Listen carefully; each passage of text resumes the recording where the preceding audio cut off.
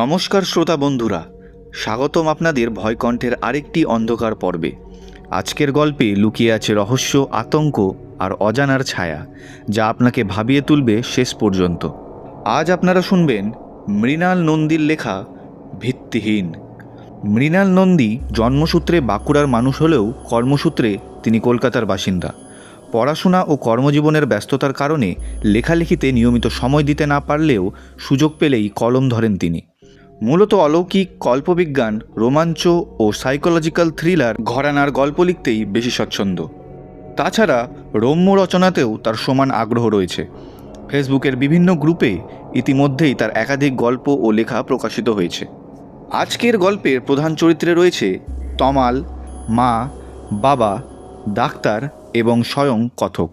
কথকের কণ্ঠে থাকছেন ইন্দ্রাণী এবং অন্যান্য প্রধান চরিত্রে কণ্ঠে থাকছি আমি, মানব এবং ভাস্বতী। তাহলে প্রস্তুত হয়ে যান, কারণ শুরু হতে চলেছে আজকের সেই রহস্যময় যাত্রা। হন্তদন্ত হয়ে বাইকটা গ্যারেজে রেখে বাড়িতে ঢুকতে না ঢুকতেই রান্নাঘর থেকে মায়ের গলার আওয়াজ ভেসে এলো, টুংটাং বাসনের শব্দ ছাপিয়ে। ফিরলি খোকা? হ্যাঁ। এত রাত পর্যন্ত বাড়ির বাইরে কি করিস বলতো? সেই কখন বেরিয়েছিস সন্ধে? এতক্ষণ না খেয়ে থাকলে পেটে পিত্তি টিত্তি পরে আলসার ঠালসার বাঁধা ভিজে। পাশে ফ্ল্যাটের অবাকান্তের অবস্থা দেখ, তোর মতনই তো বয়স, কিন্তু 3 সপ্তাহই মাসেই শয্যাশায়ী থাকে পেটের রোগে। যাগে যা, তাড়াতাড়ি হাত মুখ ধুয়ে খেতে বস। তমাল কোনো উত্তর দিল না। এ সময় মায়ের কথার উত্তর দিয়ে কোনো লাভও নেই।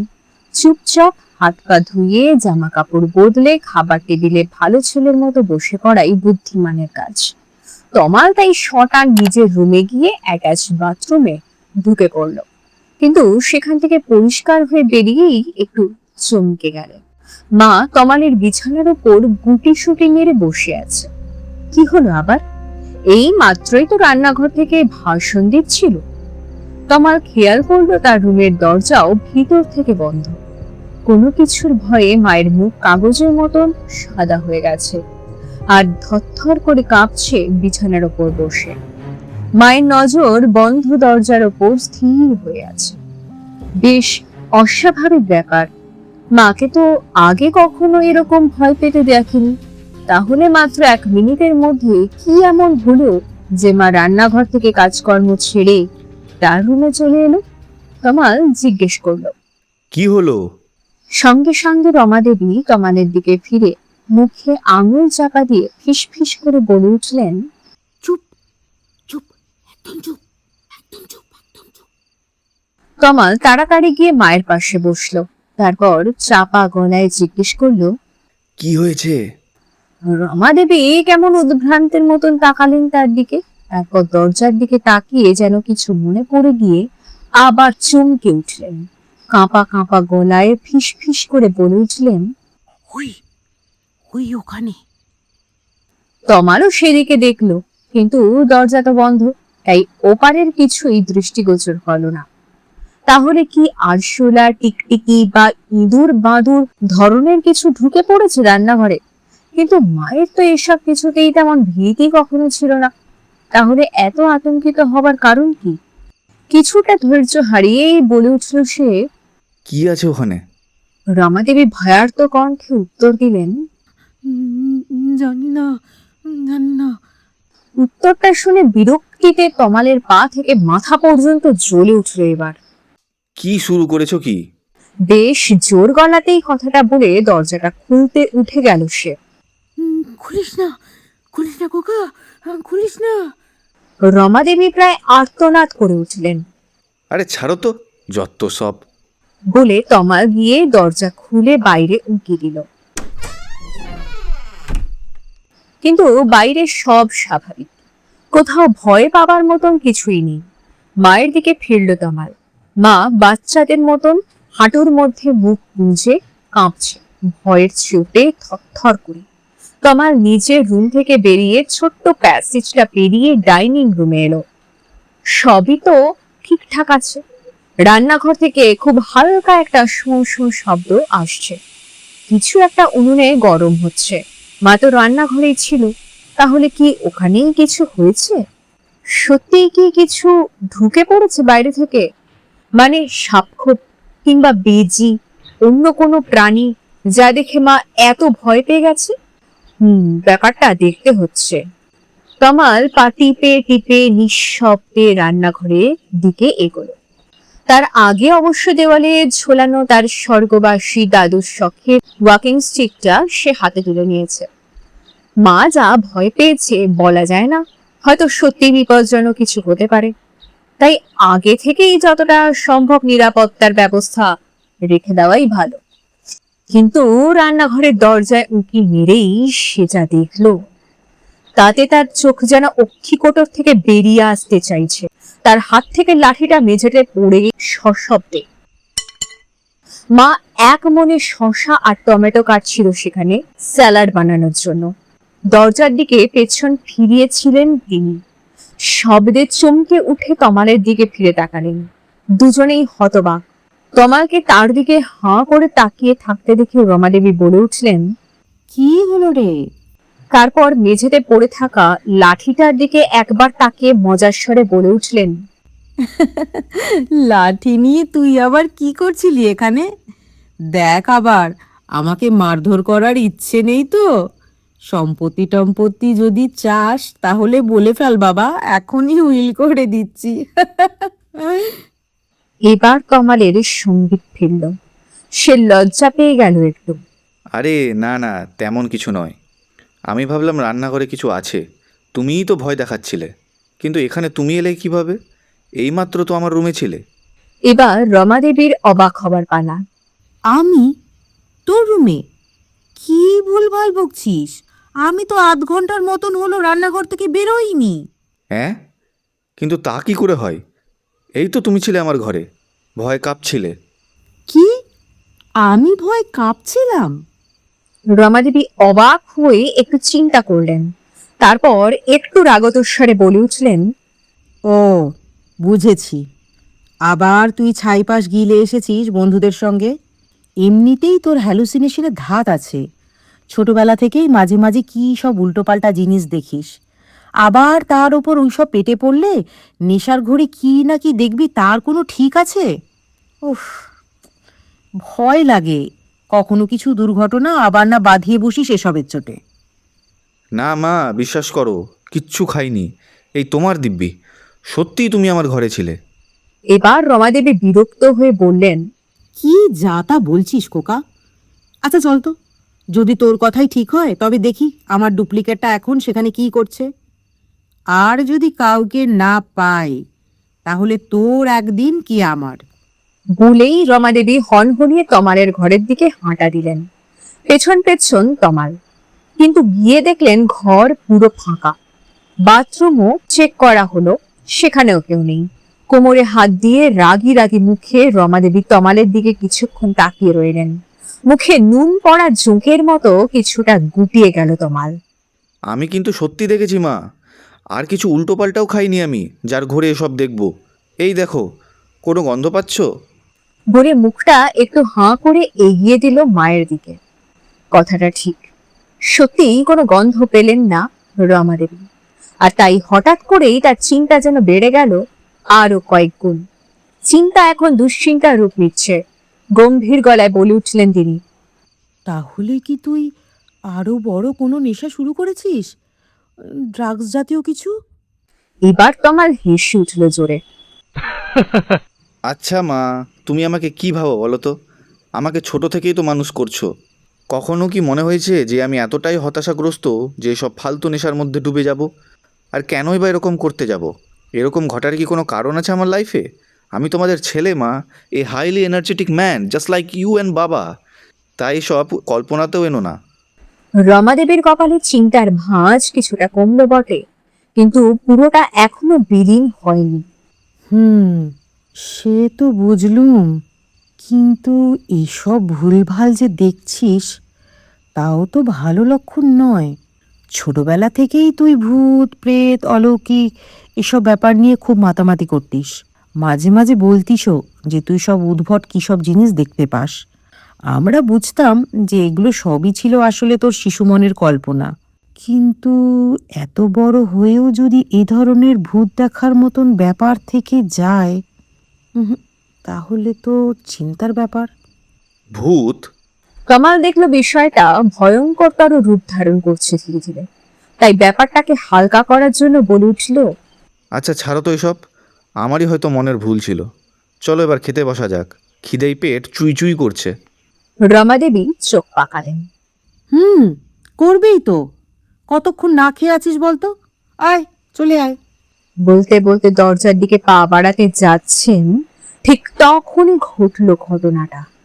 আর সঙ্গে সঙ্গে দুজনেরই শিরদাঁড়া বেয়ে যেন আতঙ্কের এক শীতল তরঙ্গ বয়ে গেল একই সঙ্গে। রান্নাঘরের দিক থেকে রমাদেবীর গলাতেই কেউ ডাক দিচ্ছে, কই রে খোকা, আয় খাবি আয়, আর কত দেরি করবি? রমাদেবী থমকে দাঁড়িয়ে পড়লেন। তারপর ধীরে ধীরে পিছিয়ে এলেন কয়েক পা। দুজনেই নির্বাক হয়ে একে অপরের দিকে তাকিয়ে রইলেন কয়েক পলক। আবার সেই আওয়াজ ভেসে এলো, কই রে, আয়। রমাদেবী আর কাল বিলম্ব না করে প্রায় ছুটে গিয়ে ঘরের দরজার বন্ধ করে দিলেন। তার চোখে প্রবল আতঙ্ক, তমালেরও কিং কর্তব্য বিমূঢ় অবস্থা। কি যে হচ্ছে কিছুই বুঝতে পারছে না সে। ভয়ও লাগতে শুরু করেছে, কিন্তু এই বয়সে মনের মধ্যে ভয় উঁকি দিতে শুরু করার সঙ্গে সঙ্গে এই ভয়কে জয় করার একটা প্রবল ইচ্ছেও অনেক সময় উপস্থিত হয়। তমালেরও তাই হলো। সে বাইরে যেতে উদ্যত হলো, কিন্তু রমাদেবী দরজা আগলে দাঁড়ালেন। যাস না তমাল, কিছু একটা অলক্ষণে এ বাড়িতে ঢুকেছে, তাই এসব হচ্ছে। ফিস ফিস করে বলে উঠলেন তিনি। তার মুখে এখন প্রবল ভয়ের ছাপ। কিছুক্ষণ আগে এই ঘরেই বিছানার ওপর বসে থাকা প্রথম রমাদেবীর মতো, কিন্তু তমালের মধ্যে ভয় কেটে গিয়ে অকস্মাৎ কোথা থেকে যেন অসীম সাহসের জন্ম হয়েছে। সেটাকে বাইরে টেনে নিয়ে যেতে চাইছে প্রবল ভাবে। তবে এটাও বেশ বুঝতে পারছে যে মাকে বুঝিয়ে সুঝিয়ে শান্ত না করতে পারলে সে বাইরে যেতে পারবে না, আর তা না হলে এ রহস্যও ভেদ করা যাবে না। তাই মায়ের দুহাত ধরে সে ধীরে ধীরে বিছানায় এনে বসালো।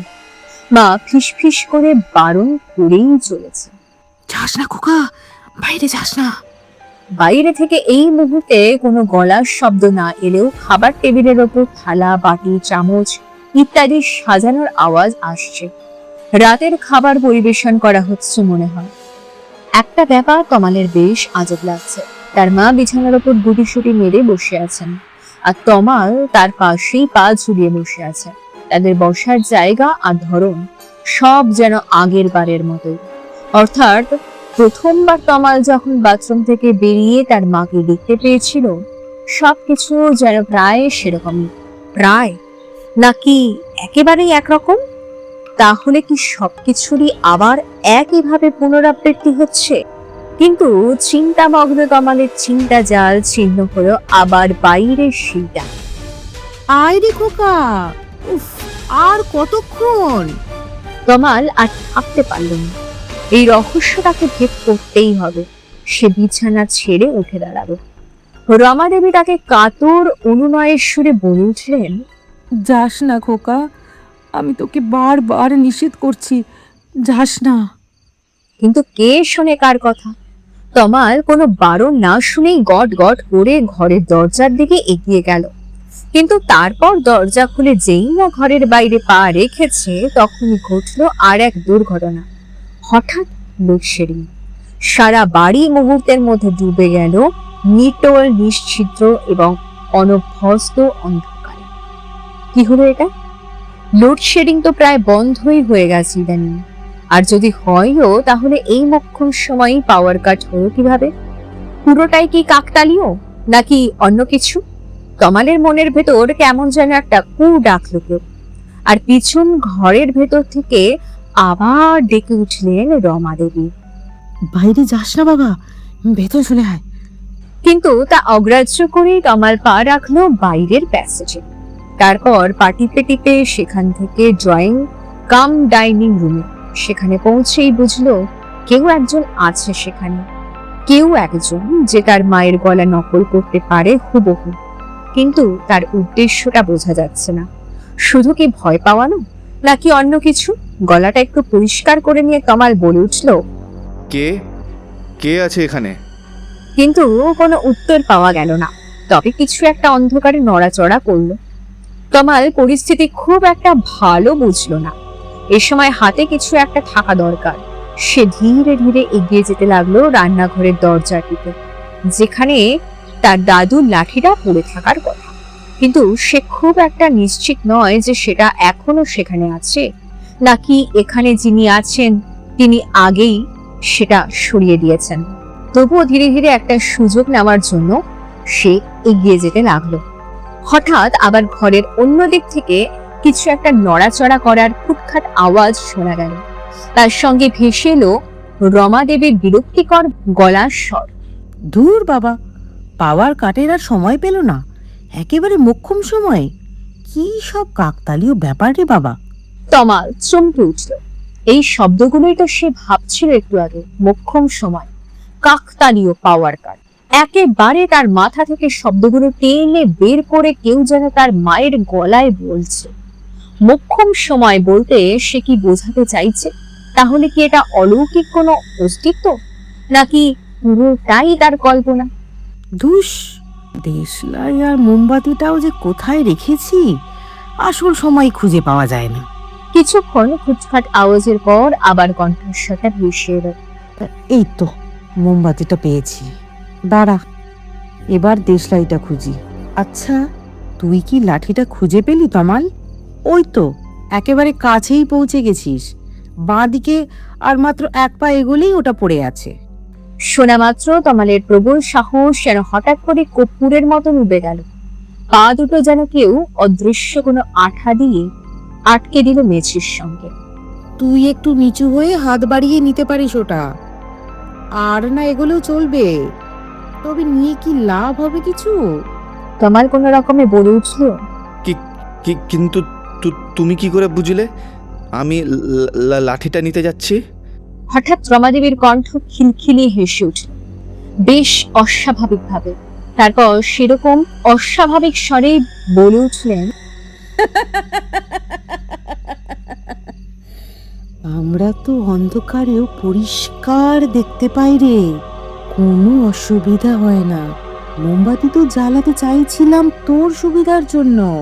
কথা শেষ হওয়া মাত্রই নিকষ কালো অন্ধকারের মধ্যে মুহূর্তের জন্য যেন সেই মূর্তিটার চোখের জায়গা দুটো জ্বলে উঠল।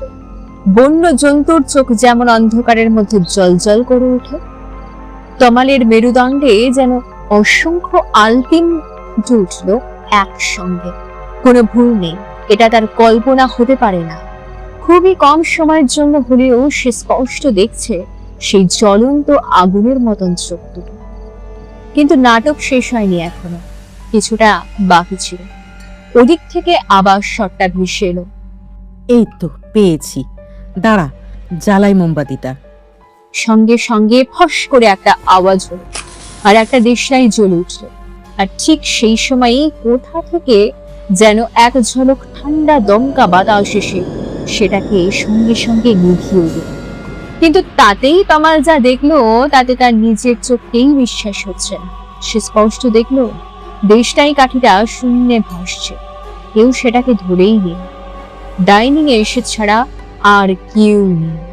তমাল আর এক মুহূর্তও সেখানে সময় নষ্ট করলো না। তার মন আর শরীরের সমস্ত শক্তি একত্রিত করে কোনো রকমে দৌড় লাগালো নিজের ঘরের দিকে, যেখানে সম্ভবত তার আসল মা তার জন্য অপেক্ষা করছে। সম্ভবত এই কারণ এই মুহূর্তে কোনটা সত্যি, কোনটা মিথ্যে, কোনটা আসল, কোনটা নকল সবই যেন তার গুলিয়ে গেছে। সে অন্ধকারের মধ্যেই হোঁচট খেতে খেতে কোনো রকমে নিজের রুমে পৌঁছে দরজা লক করে হাঁপাতে লাগলো। এই বদ্ধ ঘরে ঘুটঘুটে অন্ধকারের মধ্যেও এখন তার নিজেকে কিছুটা নিরাপদ মনে হচ্ছে, যদিও আদৌ তা কতটা ঠিক সে ব্যাপারে নিজেও সে নিশ্চিত নয়। একটু সামলে নিয়ে এসে রমাদেবীকে বলে উঠল, তুমি ঠিকই বলেছিলে মা, ওটা অন্য কিছু, ওটা ওটা তুমি নও, খুব খুব ভয়ানক কিছু। কিন্তু কোনো উত্তর পাওয়া গেল না। মা, তুমি আছো তো? বলে এবার তমাল অন্ধকারের মধ্যে নিজের বিছানা হাতড়াতে লাগলো। এ কি, বিছানা তো ফাঁকা, তাহলে মা গেল কোথায়? মা কি তাহলে রুম ছেড়ে বেরিয়ে পড়েছে? কি সর্বনাশ! তমালের নিজেকে কেমন যেন উদ্ভ্রান্ত লাগলো। আর তখনই তাকে আবার চমকে দিয়ে রমা দেবীর গলার আওয়াজ শোনা গেল, ফিস ফিস স্বরে। চিন্তা নেই খোকা, আমি আছি। তমাল জিজ্ঞেস করলো, কোথায় তুমি? এই তো এখানে। আওয়াজটা আসছে বিছানার তলা থেকে। তমাল উঁকি মারলো, সেখানে আঁধার আরো জমাট। তবে রমা দেবীর নিঃশ্বাসের আওয়াজ পাওয়া যাচ্ছে।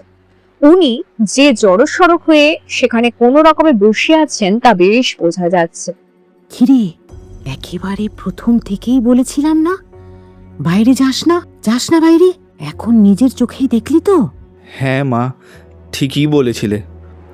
আর যাস না, আয় আয়, চলে আয়, চলে আয় আমার কাছে। হ্যাঁ মা, আর যাব না তোমাকে ছেড়ে, তোমাকেও কোথাও যেতে দেব না। তমালও কোনো রকমে নিচু হয়ে নিজেকে ঢুকিয়ে দিল খাটের তলায়। এখন তার বেশ ভালো লাগছে। রমাদেবী বলে চললেন, তোর মনে পড়ে তমাল, তুই যখন ছোট ছিলি আমরা কত লুকোচুরি খেলতাম, তুই, আমি আর তোর বাবা। হ্যাঁ, খুব মনে পড়ে, খুব মজা হতো। তুমি আর আমি একসঙ্গে এদিক ওদিক লুকিয়ে পড়তাম, আর বাবা সারা বাড়ি আমাদের খুঁজে বেড়াতো। হ্যাঁ, ভাব আমরা এখনো সেই লুকোচুরি খেলছি, দেখবি ভয় কেটে যাবে। তমাল হাত বাড়িয়ে মাকে স্পর্শ করলো। রমাদেবীও তমালের হাত ধরলেন।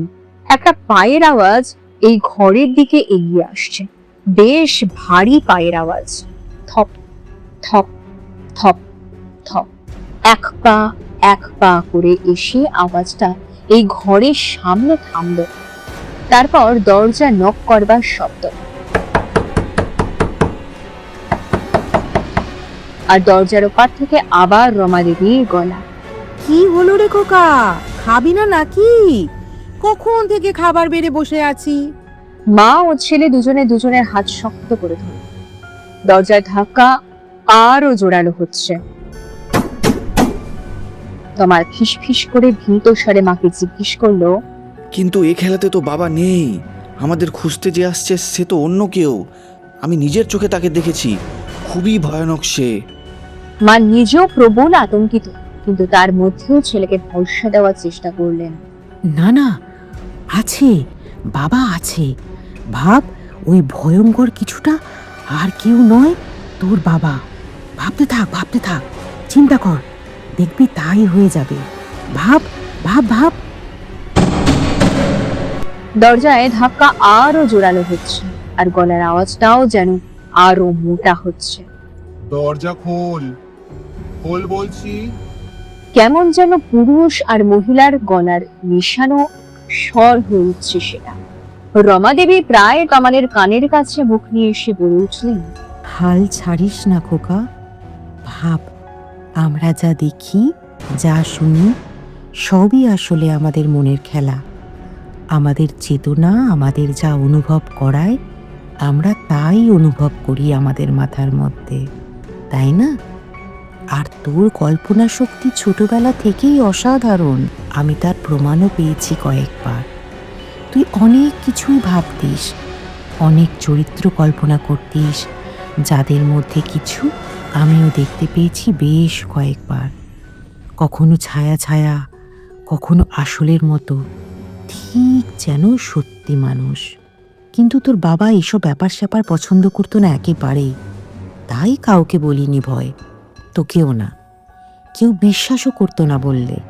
কিন্তু তুই চেষ্টা কর, পারবি। দেখ, এই সবই তোর কল্পনা। তুই যা ভাববি তাই সত্যি হবে শেষ পর্যন্ত, দেখিস। কি শুরু করেছিস কি? বাড়াবাড়ি হচ্ছে কিন্তু। বাইরের গলার স্বরটা ক্রমশ যেন পুরুষ কণ্ঠে পরিবর্তিত হয়ে উঠছে। ভাবতে থাক বাবা, ভাবতে থাক। মায়ের হাতটা তমালের হাতের ওপর আরো জোরে চেপে বসেছে। তমাল চোখ বন্ধ করে প্রাণপণে ভাবার চেষ্টা করছে। গলার স্বরটা বদলাতে বদলাতে এখন পুরোপুরি পুরুষ কণ্ঠে পরিণত হয়ে উঠেছে। খোল, দরজা খোল বলছি। কোনো সন্দেহ নেই, দরজার ওপার থেকে যে গলাটা ভেসে আসছে তা এখন একটা পুরুষ কণ্ঠ, আর তা তার বাবার। দরজার ওপর ধাক্কাটা আরো জোরদার হচ্ছে, মনে হচ্ছে যেন দরজা ভেঙে পড়বে। তমালের প্রচন্ড মাথা ব্যথা শুরু হয়েছে। চারিদিকের এত আওয়াজ আর সে নিতে পারছে না। প্রত্যেকটা আওয়াজই ক্রমাগত আরো জোরালো হয়ে মস্তিষ্কে যেন হাতুড়ি পেটাচ্ছে। তমাল জ্ঞান হারালো।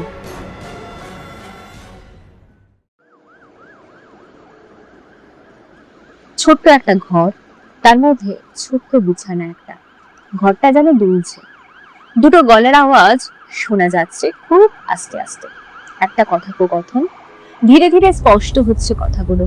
দুজন মানুষ নিজেদের মধ্যে আলোচনা করছে। আলোচনাটা তাকে নিয়েই, কিন্তু ঘরটা শুধু দুলছেই না, এগিয়েও চলেছে মনে হচ্ছে। তমাল খুব কষ্টে চোখ দুটো খুলল অর্থের। এটা একটা অ্যাম্বুলেন্স।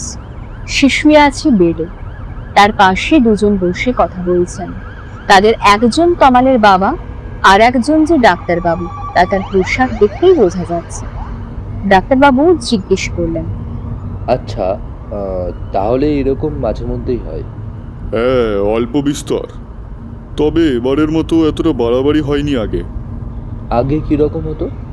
আগে এই ধরুন মাঝে মাঝে নিজের মনেই কথা বলে উঠতো, মানে ঠিক যেন ওর মার সঙ্গে জমিয়ে গল্প করছে। ও একরকম একটা কল্পনা। ওর মা কতদিন হলো মারা গেছেন? তা প্রায় 1 বছরের উপর হয়ে গেছে তার মা মারা গেছেন। তারপর থেকেই এরকম শুরু হয়েছে। তবে আজকের মতো এতটা বাড়াবাড়ি আগে হয়নি। একেবারে নিজের ঘরের দরজা বন্ধ করে ঘর অন্ধকার করে খাটের নিচে অজ্ঞান হয়ে পড়েছিল। তাও আবার আমাকে ভয় পেয়ে। ভাবুন একবার, আমি কতক্ষণ ধরে ডাকছিলাম, দরজাতেও টোকা দিচ্ছিলাম খেতে আসার জন্য, কিন্তু কোনো উত্তর পাওয়া যাচ্ছিল না। অথচ ঘরের মধ্যেও কিন্তু কারোর সঙ্গে, মানে নিজের মায়ের সঙ্গে যেন কথা বলছিল। শেষে অনেক কষ্টে লাথি ঘুষি কষিয়ে কোনোভাবে দরজাটা ভাঙলাম। নেহাত ভেতরের ঘরের দরজা বলে তেমন শক্তপোক্তভাবে বানানো হয়নি, না হলে যে কি হতো।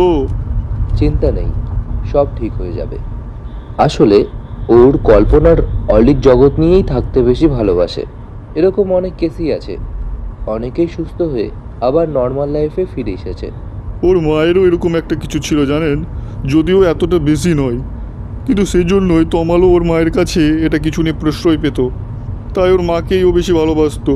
আমি ওর কাছে কখনোই খুব একটা গুরুত্বপূর্ণ মানুষ ছিলাম না, এমনকি এখনও না।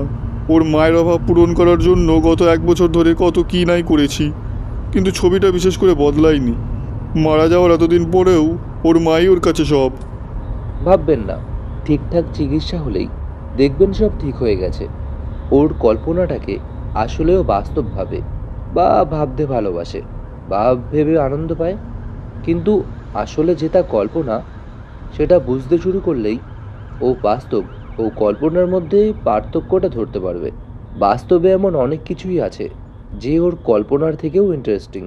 সেটা বুঝতে শুরু করলেই ও ধীরে ধীরে সুস্থ হয়ে উঠবে। ট্রিটমেন্ট শুরু হোক, তাহলেই ইমপ্রুভমেন্ট দেখতে পাবেন।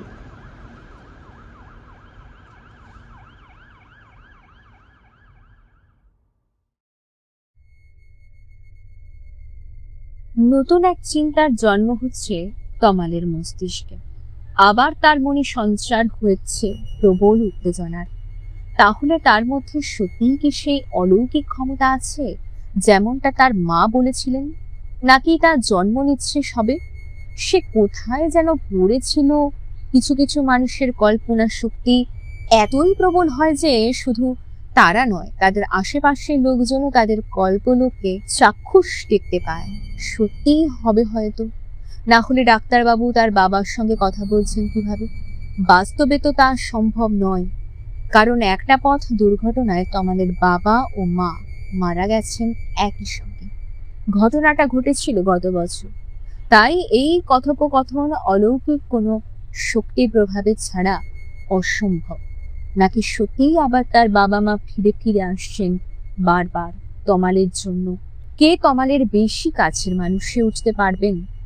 তার একটা প্রতিযোগিতা এখনো হয়তো তাদের মধ্যে চলছে, যেমন হতো আগেও। কোনো তত্ত্বটা বেশি যুক্তিগ্রাহ্য, কে জানে। তমালের চিন্তা জট পাকাচ্ছে। আবার সে জ্ঞান হারাচ্ছে। অর্ধজাগ্রত অবস্থা থেকে অন্ধকার অচৈতন্যের জগতে তলিয়ে যাচ্ছে ধীরে ধীরে।